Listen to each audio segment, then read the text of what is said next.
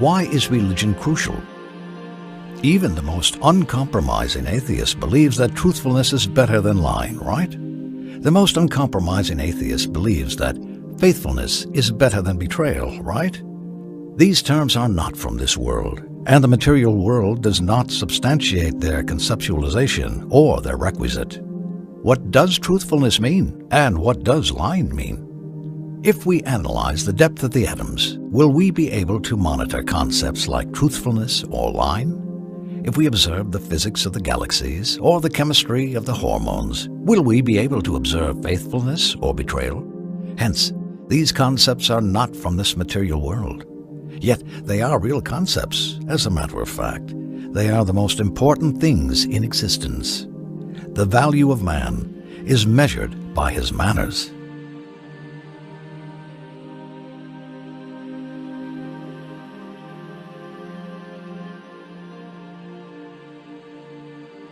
Not his material size, or the number of his atoms, or the level of energy in his cells. The value of man is recognized by how deeply he complies with the divine obligations within himself. There is a good man and an evil man, but there is no good mountain and evil mountain. There is no faithful planet and unfaithful planet. It is only man who can uphold values, purpose, and meaning. It is only man who can perceive existence.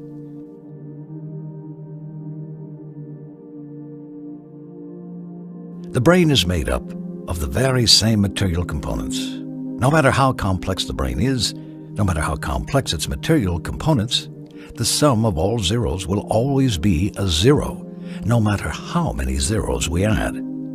Since matter knows no good or evil, the brain as well knows no good or evil. Hence, the question that poses itself is, how did the concepts of good and evil settle in the brain? What prevents the brain from annihilating the whole earth and everything that lives on it? Why can't the brain think of placing the weakest of mankind in animal cages? Why can't the brain get rid of all the sick and handicapped, so as to leave only the highly efficient, like the Nazi project Achtung T4? The material brain does not know if any of the above actions is good or bad, because the brain is completely indifferent when it comes to morals. Since it is made from the very same atoms of the earth, there is no connection, near or far, between morals and the brain. As for the notion that says that societies could be the origin of morality, this idea is so strange because morals are subjective and they concern man as a man, not the society as a society. If any of this was true, and morals have originated from the society, the Nazis would have been right in disposing of all others, since this is what the society would want. Hence, morals are separate from the society, and both the good and the bad societies know what righteousness is and what evildoing is. Consequently, morals are far beyond the brain and the society.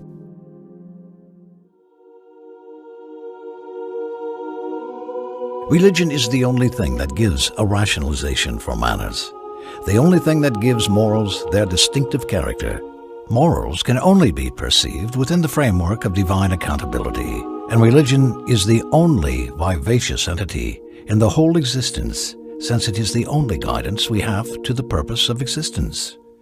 Through religion, we know why we are here, what follows death, what existence means, and what is needed from us. Without religion, the universe will regress to total blindness and nihilism. Ibn al-Qayyim, may Allah have mercy on him, says, "There is no pathway to happiness or well-being in this life or the afterlife except that which is pointed to us by the prophets. There is no way to distinguish the good from the bad in details except through them.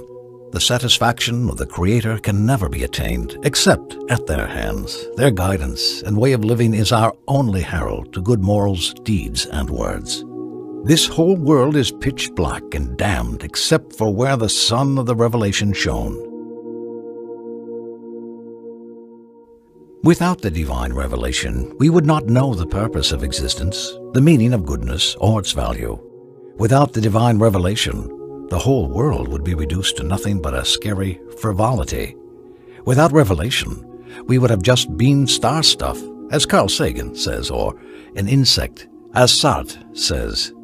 Prophethood is the only pulse of existence, and without it, the best inventions and the most ecstatic desires would have been real terror. Without religion, the whole world is a big waste. If you ask an atheist this existential question, why are we here in this life? What will happen to us after we die? He will either resort to sophicity or he will stay silent. Hence, religion is a natural requirement when it comes to perceiving moral values or realizing the meaning of existence or answering the existential question of who created this whole existence? Who created man? What is the purpose from our existence and the wisdom from actions or beings?